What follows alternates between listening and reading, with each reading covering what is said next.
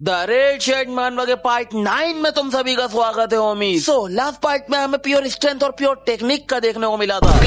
Clash की बात कर रहा हूँ, जिसमें हमें डायरेक्ट तो नहीं बट इनडायरेक्ट एक विनर मिल गया था और वो था अपना सियोक। बिकॉज ओरका उसे डैमेज नहीं कर पाया था बट सियोक ने उसको काफी डैमेज कर दिया था। इवन सियोक से फाइट करने के लिए ओरका को वेपन तक निकालना पड़ गया। और तो इनकी फाइट हमें और आगे को देखने को मिलती बट उससे पहले वो काउंसिल के इन्फोर्सर्स बीच में अटक गए थे। बट कोई ना, उनका फायदा उठाकर अपने लोने ने ओरका के छोटे भाई डायो को तो निपटा ही दिया था, जिसके बाद ओरका का दिमाग फट पड़ा था। बट जैसे जैसे करके इन्फोर्सर्स ने उसे कंट्रोल कर लिया था। और जैसा कि हमें बताया गया था कि जो काउंसिल है वो असल में एक बीच बचाओ पार्टी है। लाइक वो दो पार्टियों के बीच में समझौता करवाती है और अगर कोई एक पार्टी ज्यादा उछलती है तो काउंसिल उसको अच्छे से उछाल देती है। और क्योंकि सियोक को पता था कि वन काउंसिल के हेडक्वार्टर गए तो वो वहां पर कोई ना कोई उंगली तो करेगा ताकि काउंसिल बीच में ना पड़े। और इसीलिए सियोक ने डायो को निपटा दिया ताकि कोई एक तो कम हो और जो मामला है वो थोड़ा हद से ज्यादा आगे बढ़ जाए। लाइक डायो को मारने की वजह से ओरका का दिमाग खराब होगा एंड ओरका को रोकने के लिए काउंसिल बीच में आएगी एंड ओरका क्या करेगा, वो काउंसिल को ही पुश करेगा ताकि वो सियोक को मारने जा सके। जिससे क्या होगा, काउंसिल को लगेगा कि एक पार्टी ज्यादा उछल रही है और वो ओरका को ही निपटा देंगे, जिससे काउंसिल ना चाहते हुए बीच में आ जाएगी। और वो दुश्मन किसकी बनेगी, नेवेली फैमिली की। और फिर क्या होगा, ये लोग आपस में कट के मर जाएंगे। बट फिर भी इवान कुछ ना कुछ तो करके उंगली करेगा ताकि काउंसिल बीच में ना पड़े और वो हमें आज पता लगेगा। बट हाँ, लास्ट पार्ट के लास्ट में हमें कुछ हिंट मिले थे कि सियोक की वाइफ लगता है जिंदा है और वैसे ही कुछ हिंट हमें आज भी मिलेंगे। बट मैं श्योर नहीं हूँ कि वो उसकी वाइफ ही है या उसका बच्चा। खैर, तो लास्ट में सियोक डायो को मारकर वहां से निकल लिया था और वो जिस जगह को आया है अभी हम वहीं आते हैं। हम देखते हैं कि अभी सियोक कहीं को जा रहा होता है और वहीं पर दो लोग होते हैं जो कि उसके ऊपर ड्रोन से नजर रखे होते हैं। उनमें से एक बंदा जो कि ड्रोन कंट्रोल कर रहा होता है, उस बेचारे के पसीने छूट रहे होते हैं, भाई ये बंदा यहाँ क्या कर रहा है। बट दूसरा वाला बताता, भाई तू टेंशन काहे को ले रहा है, वो अपनी साइड है, भूल गया क्या। और तब जाकर उस बेचारे की जान में जान आती है कि भाई बच गए। अभी दोनों डिसाइड करते कि भाई एक काम करते हैं, यहीं पर बैठे रहते हैं, फायदे में रहेंगे। वहीं अपना सियोक वो जिस जगह पर आया होता है उसके अंदर जाते हुए मंशू को कॉल लगाता है कि मैं यहाँ पर आ गया हूँ और अब मैं सीधा नीचे आ रहा हूँ। देन अपना लोडर जैसे ही नीचे जाकर वहाँ का गेट खोलता है, हम देखते हैं कि अंदर तो पूरा एक हॉस्पिटल बना रखा हुआ है। भाई क्या है ये, किसी तरह की सीक्रेट फैसिलिटी। फिर जो भी अभी उसे अपने सामने मंशू मिलता है जो कि फिर उसको कहीं पर लेकर जाने लगता है। अभी मंशू चलता हुआ अपने लोडे से पूछता है, और बता क्या चल रहा है। भाई तुझे पहले थोड़ा आराम कर लेना चाहिए। वैसे तू एक बात बता, तूने इस जगह को इतनी इजीली कैसे ढूंढ लिया। मैं हमेशा यहाँ पर आने का ट्राई करता हूँ और मैं हमेशा हो जाता हूँ। भाई ब्रो व्हाट भाई ये बोल रहा है ये हमेशा यहाँ पर आता है और हो जाता है। नहीं मतलब क्या है ये बंदा। खैर अभी अपना सियोक उसको उईचान का पूछता है कि उईचान कहाँ है। मंशू उसे बताता है कि वो जस्ट अभी यहाँ पर आया है और साथ ही मिस्टर पिल्जो को अपने पीठ पर लेकर आया है। साला जितना दिखता है उससे कहीं ज्यादा स्ट्रॉन्ग है यार। बिकॉज जब मिस्टर पिल्जो को ऑपरेटिंग रूम लेकर जाया जा रहा था, साला पीछे पड़ गया था साथ में जाने के लिए। पता है कितनी मुश्किल से संभाला मैंने उसे। देन वो उसे एक रूम के पास लेकर आता है कि उस रूम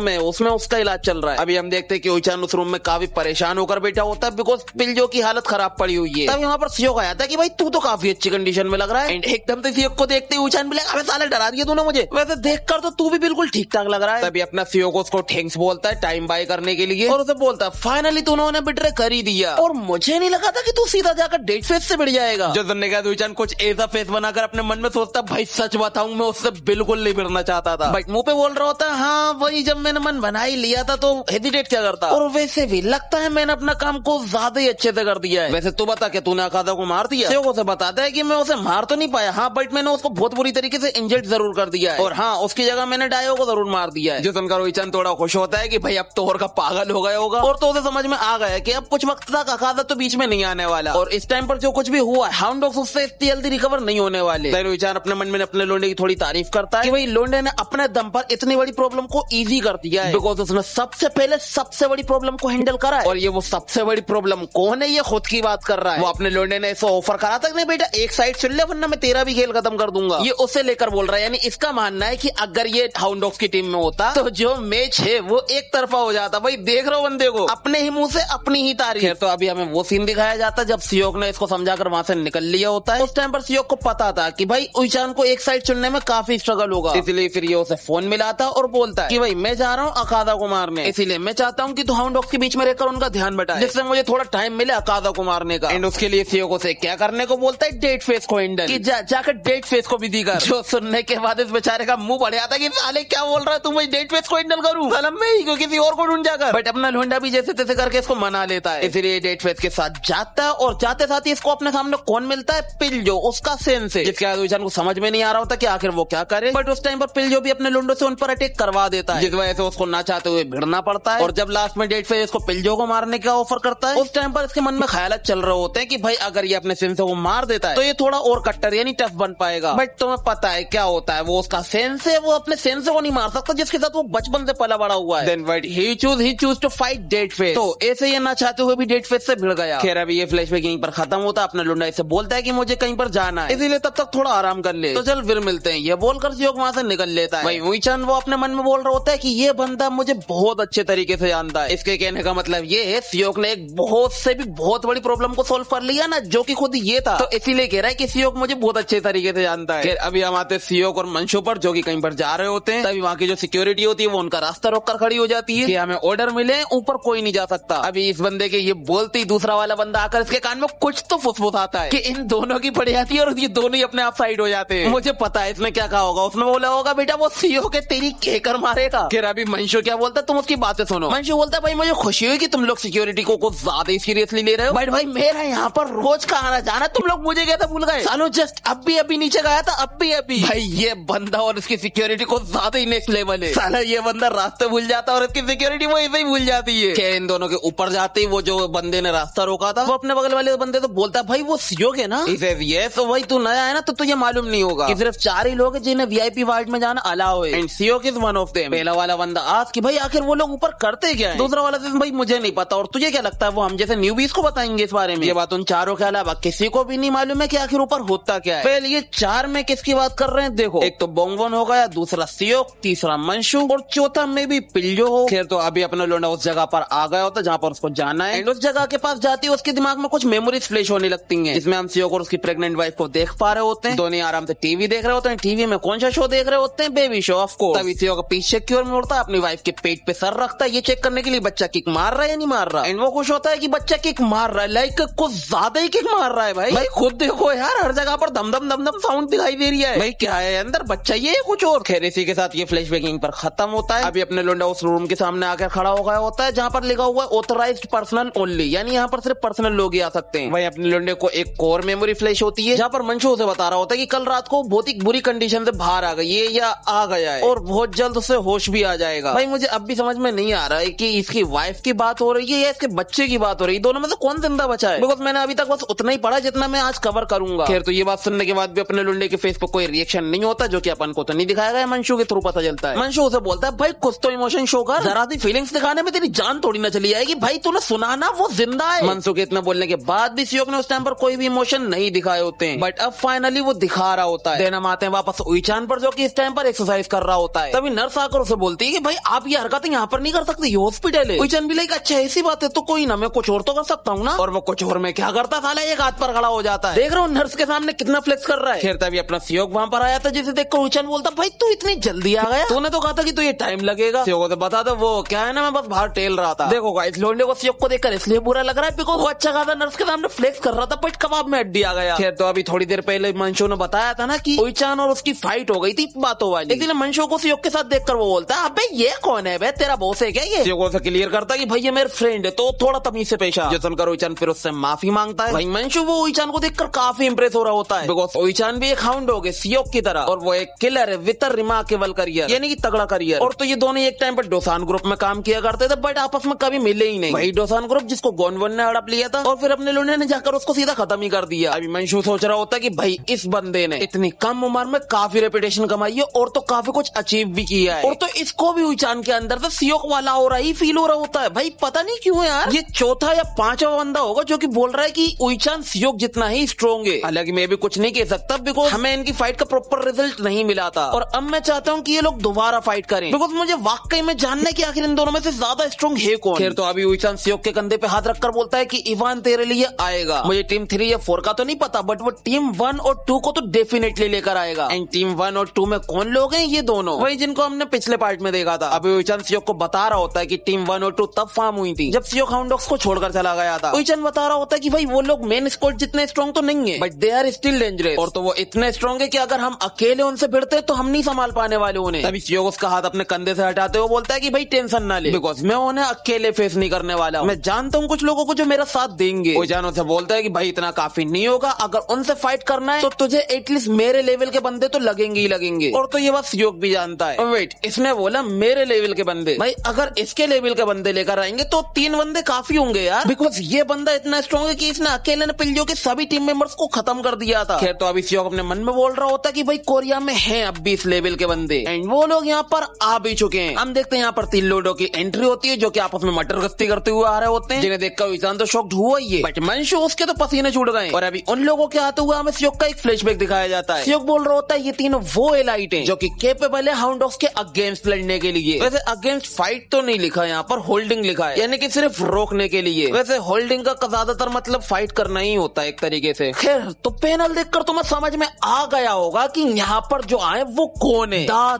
ट्रिपल। भाई लिटरली ये बंदे किस एंगल से जिंदा बचकर आए इसका कोई सेंस तक नहीं बैठ रहा है। देखो, मैं सियोक की वाइफ के मामले में गलत था, मुझे लगा था कि उसको बहुत खतरनाक तरीके से मारा होगा, बस एक चाकू घोपा था और कुछ नहीं था, उससे जिंदा बचकर आया भी जा सकता है। बट जो इनके साथ हुआ था ना, कोई चांस ही नहीं कि कोई बंदा उससे जिंदा बचकर वापस आ जाए। देखो इनके साथ क्या हुआ था, ये हुआ था। तो अब बताओ ये लोग जिंदा बचकर कैसे आ सकते हैं। और अभी रुको, हमें ये भी बताया जाएगा कि ये लोग जिंदा बचकर आए कैसे। अभी हमें ये नंबर 1 का फ्लैशबैक दिखाया जाता है जहाँ पर हम देखते हैं कि ये सो रहा होता है और इसको वही डरावने सपने आ रहे होते हैं कि सियोक इसके भाइयों को मार रहा है। जिसके बाद ये जल्दी से घबराते हुए उठता है और देखता है कि इसके सामने सियोक बेटा और इसके जो दोनों भाई हैं वो इसके बगल में सो रहे हैं। और अभी सियोक क्या बोल रहा होता है तुम वो सुनो। सियोक बोल रहा होता तुम लोग जिंदा हो बिकॉज मैंने तुम्हारे वाइटल्स मिस कर दिए थे ताकि तुम लोग मरो ना। हाँ क्यों नहीं, वाइटल मिस कर दिए थे, बहुत ज्यादा ही अच्छे तरीके से मिस नहीं करे थे, लेकिन मुझे दिख रही है कुछ ज्यादा ही अच्छे से मिस करे तुमने वाइटल। खून तो असल में पिचकारियों से निकलता है ना, तो हमें वही दिख रहा है शायद से यहाँ पर। तो गाइस आज तुम्हें एक बात समझ में आ गई होगी कि ऑथर कैन डू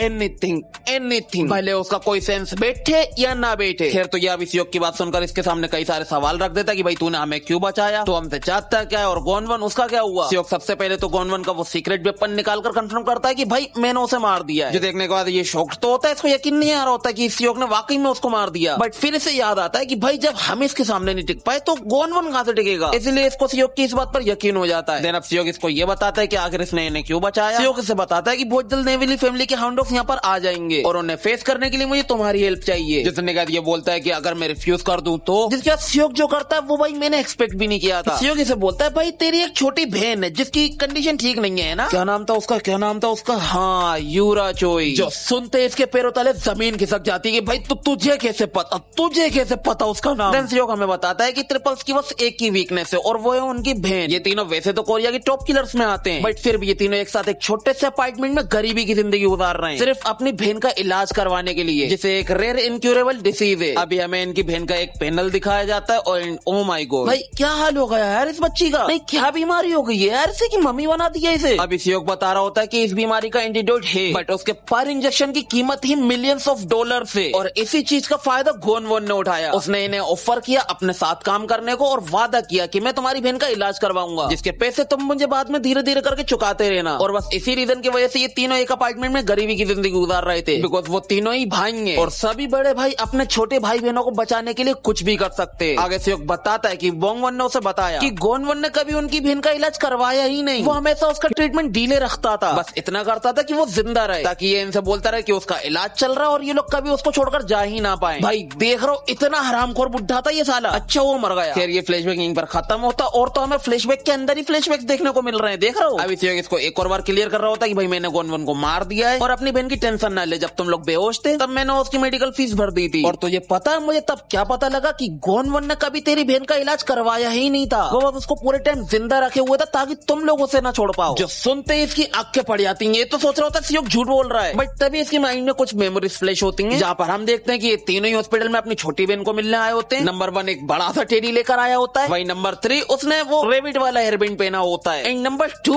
वो बंदा तो 2 छोटी बांध कर आया है। देख रहे हो बड़े भाई अपनी छोटी बहनों से कितना प्यार करते हैं, बट वो आराम को डॉक्टर इनको मिलने ही नहीं देता है, बिकॉज इलाज हो रहा होगा तब देखने देगा ना वो। ये तो बस इनको ये बोलकर भगा देता है कि भैया उसकी कंडीशन बहुत खराब है, वो किसी से मिल नहीं सकती और अगर आप लोग सीन खड़ा करने का ट्राई करते हो तो फिर मुझे आपको ब्लैक लिस्ट में करना पड़ेगा। जिसके बाद फिर क्या भाई बेचारों का दिल टूट जाता है, तीनों ही मुंह लटकाकर वहां से चले जाते हैं। ये फ्लैशबैक यहीं पर खत्म होता है और सियोक इसको अभी बता रहा होता है कि टेंशन न ले, तेरी बहन का इलाज मैं दूसरे हॉस्पिटल में करवा रहा हूँ और सच कहूँ तो इस टाइम पर उसकी कंडीशन काफी अच्छी है। ये बोलते हुए सियोक इसके सामने कई सारे ब्रीफकेस रखता है जिनके अंदर गोल्ड बार्स हैं। भाई इतना अमीर कब बन गया है ये। वेट जस्ट अभी मुझे याद आया कि गोनवन के मरने के बाद अपन ने सुना था कि सियोक ने पूरी कंपनी को टेक ओवर कर लिया है, तो इसका मतलब वो सच बोल रहे थे या फिर ये जो पैसा है बोंगवन ने दिया है। वेल क्या सीन है क्या नहीं वो तो अभी हमें नहीं बताया जाएगा। अभी के लिए सियोक इससे हेल्प मांगते हुए वो बोलता है कि भाई अगर तुम मेरी हेल्प करते हो तो तुम्हारी बहन को जो ट्रीटमेंट चाहिए वो मैं कराऊंगा, अगर तुम्हें यकीन ना है तो जाओ जाकर खुद देख लो। ये बोलते हुए वो उसे प्लेन के 3 टिकट पकड़ा देता है और यहीं से फ्लैशबैक खत्म हो जाता है। अभी विचंद इन लोगों को देखकर बोल रहा था भाई मैंने तो सुना था ये तीनों मर गए, साला बच कैसे कैसे गए? जो सुनने के बाद मंशुआस भाई तुझे कैसे पता है इनके बारे में? ओचन बोलता भाई क्या बात कर रहा है, ये लोग बहुत फेमस हैं, इवन विदेश में तो इनके टीम वर्क के ऊपर स्टडी किया जाता। भाई क्या बकवास बोल रहा है ये, टीम वर्क के ऊपर स्टडी करते हैं भाई, क्या चल रहा है यहाँ पर? अभी ओचन बोल रहा होता है भाई अगर ये तीनों है तो मैं मानता हूँ ये लोग रोक लेंगे हाउंड डॉग्स को, बिकॉज ये है इतने केपेबल। भाई सियोगिन से बोल रहा होता है और भाई आ गए तो बताओ तुम्हारी बहन का क्या हाल है? जो सुनने के बाद पहले तो नंबर 3 और नंबर 2 एक दूसरे को देखते हैं और अगले मोमेंट पर तीनों घुटनों पर आ जाते हैं। वेल ये तीनों क्यों घुटनों पर आ गए, हमें एक और फ्लैशबैक दिखाया जाता है जहाँ पर हम देखते हैं कि फाइनली ये तीनों अपनी बहन से मिल पा रहे होते हैं। भाई कि क्या हाल हो गया यार बेचारी बच्ची का। नहीं तुम जरा खुद देखो, मुझसे वो 7-8 साल की होगी बट इस एज के अंदर इसका फेस ऐसा होगा जैसे 70-80 साल की कोई बुढ़िया हो। अभी डॉक्टर इन्हें बता रहा होता है कि वो आप तीनों को देखकर काफी खुश है और तो जो मेडिसिन है वो भी काफी अच्छे तरीके से वर्क कर रही है और तो अगर ऐसी ट्रीटमेंट चलता रहा तो आई एम श्योर ये बहुत जल्दी फुल्ली रिकवर हो जाएगी। और बस ये फुल्ली रिकवर वर्ड सुन के नंबर 1 खुली आंखों से सपना देखने लगता है, जहाँ पर हम देखते हैं कि तीनों ही अपने अपार्टमेंट में बैठे हुए हैं एंड जमीन पर बहुत सारे पेपर्स पड़े हुए लेटर्स टाइप लग रहे हैं। वहीं हमें यूरा का भी एक पैनल दिखाया जाता है जहाँ पर उसकी कंडीशन काफी अच्छी लग रही होती है। तभी जो अलार्म क्लॉक है वो बज पड़ती है, नंबर 1 उससे बंद करता है और फिर 3 नई भाई रेडी हो जाते हैं अपनी बहन से मिलने जाने को। एंड अगला ही पैनल हम ये देखते हैं, oh my God she is looking so beautiful. नहीं मतलब इतनी प्यारी बच्ची की कंडीशन इस टाइम पर ऐसी हुई पड़ी है, कोई मतलब कोई यकीन कर सकता है कि ये बच्ची असल में ये है? सच है भाई, बीमारी अच्छे अच्छों को ले डूबती है। खैर इसी के साथ ये सपना और ये फ्लैशबैक यहीं पर खत्म हो जाता है। अभी नंबर 1 सियोक से बोल रहा होता है कि भाई तेरा हम पर बहुत बड़ा एहसान है, लास्ट टाइम जो कुछ भी हुआ था उसके लिए मैं तुझसे माफी चाहता हूँ। और अभी ये सब देखने के बाद ओइचान सियोक के कान में आकर बोलता है भाई साला तूने आखिर इनके साथ किया क्या है? तभी सियोक के माइंड में वो मेमोरी फ्लैश होती है जब नंबर 1 और नंबर 2 सियोक से नंबर 3 को बचाने के लिए गिड़गड़ा रहे होते हैं। अभी सियोक स्माइल करते हुए बताता है कि मैंने बस नोटिस किया कि ये लोग एक दूसरे की कितनी केयर करते हैं। इसके बाद वो उन तीनों से बोलता है तो बताओ भाई आखिर तुम कितने टाइम तक और इसे घुटनों पर रहने वाले हो, और तो तुमने मुझे अभी तक आंसर भी नहीं किया है। ये बोलते हुए सियोक नंबर 1 की ओर हाथ बढ़ाता है। नंबर 1 बोलता है कि भाई आंसर सिंपल है, आज से आवर लाइफ इज योर, हमारी जिंदगी तेरी है, नो मैटर कि एनिमी कौन है या कितना स्ट्रॉन्ग है। मैं इल सियोक चोई, मैं डू सियोक चोई एंड मैं सेम सियोक चोई हमेशा तेरे साथ खड़े रहेंगे। और बस इसी के साथ सियोक को मिल गई है एक अनब्रेकेबल फ्रेंडशिप। मैंने ऐसा क्यों कहा, ऑफ कोर्स तुम्हें पता होना चाहिए, जान से ज्यादा प्यारी बहन की जान बचाई है उसने। खैर तो इसके बाद सीन शिफ्ट होता है थोड़ी देर बाद पर, जहाँ पर इन तीनों ने मिलकर बेचारे उइचान को घेर लिया होता है। अभी नंबर 1 और नंबर 2 बोल रहे होते हैं अबे ये तो हाउंड डॉग्स का मेंबर है ना, साला हम इस पे ट्रस्ट कैसे कर सकते हैं? मैं शर्त लगाकर बोल सकता हूँ ये साला डबल एजेंट है, इसलिए हमें इसे मार देना चाहिए। तभी नंबर 1 इन दोनों को शांत कराते हुए बोलता है कि भाई इस पर सियोक ट्रस्ट करता है और अगर इस पर सियोक का ट्रस्ट है तो फिर क्वेश्चन करना बेकार है। बट फिर भी ये तो बात सच है कि ये साला सियोक के लिए खतरा है। ओए तेरा नाम उइचान है ना, सुन बे हम सब की तेरे ऊपर नजर है। हाँ नजर बेटा, बच कर रही हो हमसे। भाई उइचान मिलेगा बे यार, सियोक कहाँ पता गया मुझे। और तभी वहाँ पर सियोक आकर बोलता है कि भाई हमारे पास ज्यादा टाइम नहीं है, बिकॉज बहुत जल्द हाउंड डॉग्स अपना ऑपरेशन शुरू करने वाले हैं और इसीलिए हमें भी प्रिपरेशन कर लेना चाहिए, यानी तैयारी कर लेना चाहिए। जो इंपॉर्टेंट चीजें होती है मुझे उन्हें बताना जरूरी होता है। खैर अभी सियोक की ये बात सुनकर मंशुआस की भाई कि तू क्या बात कर रहा है, इन्फोर्सर्स ने तो उन्हें संभाल लिया है ना, तो फिर हम क्या को टेंशन ले रहे हैं, उनके रहते हुए थोड़ी ना वो कुछ कर सकते हैं। सियोक उसे बताता है कि भाई तू गलत है, बिकॉज इवान कोरिया में एंटर करने के लिए कुछ ना कुछ तो करेगा, इसलिए हम हाथ पर हाथ रखकर नहीं बैठ सकते। तो आप सब लोग ध्यान से सुन लो, वो मेरे लिए कैसे भी करके यहाँ पर आएंगे और अगर वो यहाँ पर आएंगे तो हमें भी उनको मुंह तोड़ जवाब देना होगा। हम उन्हें वो फाइट देंगे जो वो अपनी पूरी जिंदगी में नहीं भूलेंगे, तो रेडी हो जाओ। ये बोलते हुए अपने लोंडा थोड़ा सा फ्लेक्स करता है। देन सीन शिफ्ट होता है इन्फोर्सर्स और हाउंड डॉग्स पर, जहाँ पर हम देखते हैं फाइनली अकादा को होश आ गया होता है और काका वो गंदा वाला पंच खाने के बाद वो जैसे उठता है वो देखता है कि इन्फोर्सर्स यहाँ आ गए और उन्होंने और को अपने अंडर ले लिया, यानी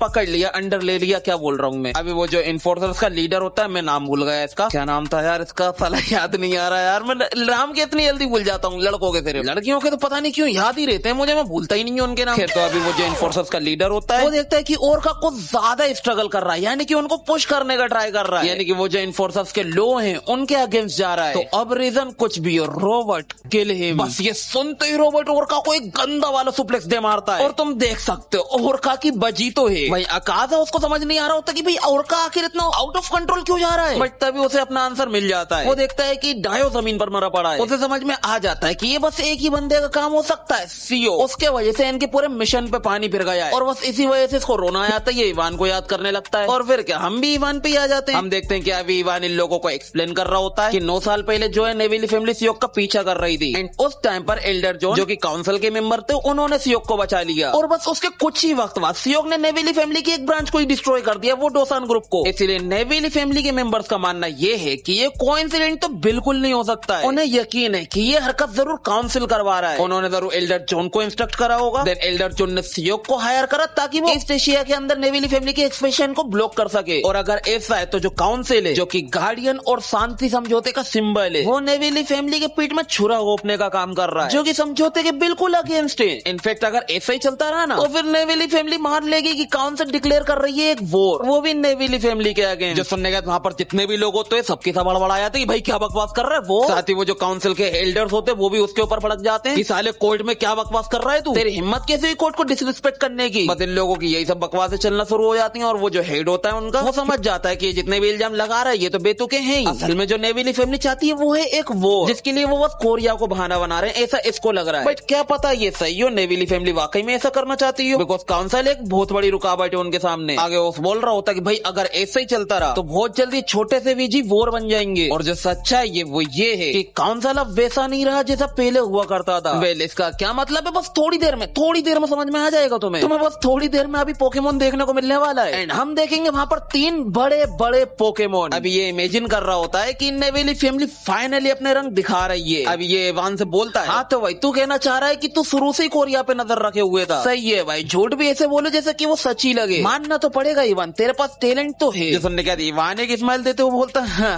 योर हाइनेस आप बहुत ही भोले हो। वेल इसका क्या मतलब है, ये जानने के लिए हम आते हैं सेलेस्टियल ड्रैगन्स पे, जो कि जो काउंसिल का हेडक्वार्टर है उसके टॉप फ्लोर पे बैठे हुए हैं एंड जो कुछ भी नीचे हो रहा है वो सब कुछ ही देख रहे हैं। अभी उनमें से एक बोल रहा होता, भाई मैं तो अच्छा खासा शो को एंजॉय कर रहा था बट सालों ने शो बिगाड़ दिया, वॉर पर आ गए ये लोग। तो भाई दूसरा बंदा वो बुच्ची उखाड़ते हुए बोल रहा होता है, अगर नेविली फैमिली के अगेंस्ट वॉर होती है ना तो जीतने के चांसेस ना बहुत कम है। तभी तीसरा बोलता है, बहुत तो सही बोल रहा है यार तू, अरे वो तो हम ये सब नहीं होने दे सकते। एंड अब हमें दिखाया जाता है कि आखिर ये तीनों है कौन, स्नोलेक्स, बीनासोर और ब्लास्टोइड, जो कि साला हराम का खा कर फैले जा रहे हैं। भाई देखकर ऐसा लग रहा है तीनों की तीनों अपने पेट में 15-15 बच्चे लेकर घूम रहे हैं, जो कि बस किसी भी वक्त बाहर आते होंगे। खैर अभी हमें बताया जाता है कि आखिर ये तीनों है कौन। ये असल में एक्टिंग चेयरमैन है काउंसिल के। भाई अगर ये लोग एक्टिंग चेयरमैन है तो जो चेयरमैन है वो कौन सा पोकेमोन होगा। खैर जो भी होगा लेजेंडरी निकलेगा मेरे ख्याल से। तो अभी वॉर न छिड़ जाए इस चक्कर में बीनासोर क्या करता है, वो काउंसिल के हेड को लगाकर सुनाना शुरू करते। तो साले तू कर गए रहा वहाँ पर, साले चीजों को कॉम्प्लिकेट बनाना बंद कर और कोरिया को उनके हवाले कर दे। हेड उन्हें समझाने का ट्राई करता है कि सर अगर हम ऐसा करेंगे तो फिर फ्यूचर में नेविली फैमिली को मैनेज करना बहुत हार्ड हो जाएगा हमारे लिए। जो तुमने आज बीनासोर को लगता है भाई उसकी डिसरेस्पेक्ट हो रही है, इसलिए वो बोलता साले तुम मुझे लेक्चर दे रहा हो, तुझसे जितना बोला जाए उतना हर, ज्यादा भेदभाजी करने की जरूरत नहीं है मेरे सामने। इसके बाद इसका दिमाग खराब हो जाता है कि साला सबकी सब करप्ट है, डरपोक कहीं के वॉर का सुनकर ही पीछे हट गए। अब तो ऐसा लग रहा है कि काउंसिल को बचाना भी मुश्किल हो जाएगा आगे चलकर। तो अब जो चेयरमैन ने बोल दिया उसके सामने तो इसके कुछ होना नहीं है, इसलिए इवान से बोल देता कि भाई अब से काउंसिल कोरिया के मैटर्स में इन्वॉल्व नहीं है। जो सुनते ही सबके मुंह पड़ जाते कि भाई ये क्या बोल रहे हैं। और भाई इवान उसके तो मजे मजे होगा, वो बिना किसी दिक्कत के कोरिया में जा पाएगा। अभी इवान बोल रहा होता भाई बहुत सही डिसीजन है, अब तो शांति बनी रहेगी, टेंशन नहीं लीजिए। बट एक बात और योर ऑनर, मुझे जस्ट अभी एक रिपोर्ट मिली है कोरिया से कि जो इन्फोर्सर्स हैं उन्होंने मेरे लोंडो पे अटैक कर दिया है। और मुझे पता है कि इन्फोर्सर्स तभी तक कुछ कर सकते जब तक उनके पास अथॉरिटी है, बट अब तो काउंसिल ने समझौता कर लिया है ना, तो अब उनके एक्शंस भी बेकार ही हो गए। इसीलिए इस टाइम पर जो हालात हैं, नेविली फैमिली इसे काउंसिल की एक प्रीएम्प्टिव स्ट्राइक मानेगी, यानी पहले किया हुआ हमला। तो अब मुझे बताइए कि जो इन्फोर्सर्स है वो काउंसिल के ऑर्डर फॉलो करते हैं या खुद के। भाई मान गए इवान को, लोंडे ने गेम बहुत तगड़ा खेला है। लाइक मैं तुम्हें समझाता हूँ कि इनका समझौता हो गया है तो अब कोई फाइट नहीं रही है, बट जो इन्फोर्सर्स है उन्होंने तो अटैक कर दिया है, बिकॉज उन्हें थोड़ी ना मालूम है कि भाई इनका समझौता हो चुका है। और जो इन्फोर्सर्स है वो किसके कहने पे अटैक करते हैं, काउंसिल के। और इवान ने क्या किया है कि इसे नेविली फैमिली एक प्रीएम्प्टिव स्ट्राइक मानेगी, यानी पहला किया हुआ हमला। और इसीलिए अगर आप हेड बोलता है कि जो इन्फोर्सर्स है वो असल में काउंसिल के ऑर्डर फॉलो करते हैं, तो इसका मतलब क्या हुआ, जो अटैक हो रहा है वो काउंसिल अब भी करवा रही है, जिसका मतलब नेविली फैमिली क्या बोलेगी कि ये वो रे भैया अब तो आ जाओ मैदान में, लड़ना पड़ेगा तुम्हें। हालांकि सबको पता है कि इन्फोर्सर्स असल में काउंसिल के अंडर ही काम करते हैं, और इसीलिए इसका दिमाग खराब हो रहा होता है कि भाई अगर मैंने ये बोल दिया कि इन्फोर्सर्स असल में काउंसिल का ऑर्डर फॉलो कर रहे थे तो वॉर हो जाएगी, और अगर ये बोल दिया कि वो खुद के ऑर्डर फॉलो करते हैं तो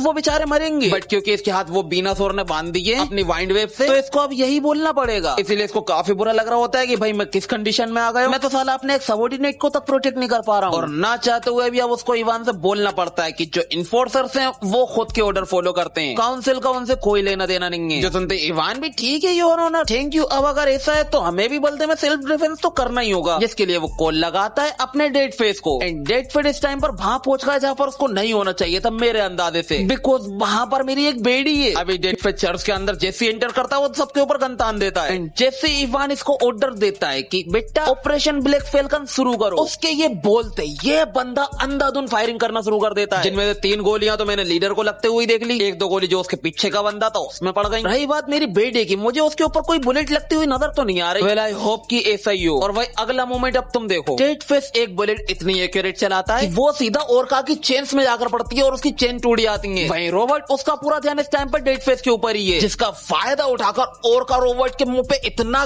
गंदा पंच मारता है कि बेंड ही कर दिया साले को। उसका टीममेट तक बोलने लगता है भाई मर गया ये तो। देन वो चिल्लाना शुरू कर देता है भाई तुम्हें पता भी है हम लोग कौन है। तभी डेड फेस आकर उसके मत्थे पे गन रखते हुए बोलता है मुझे पता था कि साला काउंसिल के वो ओल्ड फोसिल हमारे आगे झुकी जाएंगे। भाई बीनासोर, बल्बासोर और ब्लास्टोइड उन्हीं की बात कर रहा है। इसके बाद वो उस बंदे से बोलता है तो बेटा बता, तो ये इस सिचुएशन में भी मुझसे एक्सप्लेनेशन चाहिए, बट आई एम सॉरी मैं ना करने वाला, तू मारेगा भी को। ये बोलते हुए डेड फेस एक अपनी डेविल से स्माइल देता। भाई मुझे इसकी स्माइल्स बहुत पसंद है। एंड एक बात और, भाई इसका फेस कट कुछ इवान जैसा नहीं लग रहा है। भाई मुझे शक है कहीं ये इवान का कोई डुप्लीकेट तो नहीं, लाइक उसका twin brother. Because the boys की कॉमिक के अंदर भी ऐसा ही था। जो ब्लैक नोर था वो असल में और कोई नहीं बल्कि होमलैंडर का कॉपी था, और ये भी किसको कॉपी करके बना, ब्लैक नोर को। तो मे भी हो सकता है कि इसका सीन भी कुछ वैसा ही हो। खैर तो इसके बाद हम वापस आते हैं हॉस्पिटल पे, जहाँ पर सियोक सबको बोल रहा होता है कि भाई अगर मेरी प्रेडिक्शन करेक्ट है तो काउंसिल ना रोक पाने वाली इवान को, एंड वो डेफिनेटली कोरिया आएगा। भाई करेक्ट नहीं हो गई है वो चीज। अभी सियोक की बात सुनकर नंबर 1 उससे बोलता है तो बता भाई तू क्या चाहता है हमसे। सियोक ने बोलता है बस मुझे फॉलो करो बिकॉज अभी हमें कहीं पर जानना है। वेल तो सियोक कहाँ पर जा रहा है? देखो भाई जब तुम्हें 50-60 लोगों से भिड़ना जानना है जो कि काफी ऊपर की लेवल पर है, तो तुम्हें भी वैसे ही लोगों को लेकर जाना होगा, और ऐसे लोगों से मिलेंगे द ब्लैक गोल्ड सोसाइटी में। हाँ वही ब्लैक गोल्ड सोसाइटी जिसमें वो द बेडी शायोलिन है, जो कि काई की एक टाइम पर फ्रेंड रह चुकी है, और मेरा उसमें कोई इंटरेस्ट नहीं है बिकॉज मैंने अपने लिए ऑलरेडी 2 बेडीज को सिलेक्ट करके रखा हुआ है। एक तो अच्छे से दिख गई है, दूसरी वाली ना जाने कब तक दिखेगी दोबारा। अभी सियोक अपने मन में बोल रहा होता है I need to convince them to lay the ground work, the foundation need to be firm enough to destroy the Neville family. यानी कि वही कि ये जाकर ब्लैक गोल्ड सोसाइटी को मनाएगा बिकॉज वो एक फाउंडेशन है जो नेवेली फैमिली के अगेंस्ट जा सकती है। एंड ये बोलते हुए हमें वो बेडी भी दिखाई जाती है शायोलिन, जो कि फेस से कुछ ज्यादा ही अट्रैक्टिव नहीं लग रही। लाइक इसकी आंखें बिल्कुल नशीली हैं। आई मीन मेरा कोई इंटरेस्ट नहीं है इसमें, मेरा फैसला तो अटल है, मेरे लिए बस वही 2 बेडी काफी है। खैर तो यहाँ पर ये वीडियो एंड होती है, और अब तो मैं devil return to high school का हर पार्ट फ्राइडे को मिल जाया करेगा। प्रॉमिस नहीं कर रहा हूँ वरना पता चले पूरा ही ना हो ये कभी। तो ठीक है अब मैं तुमसे मिलता हूँ सीधा नेक्स्ट वीडियो में, तब तक के लिए गुड बाय। और हाँ कमेंट करे बिना बिल्कुल मत जाना।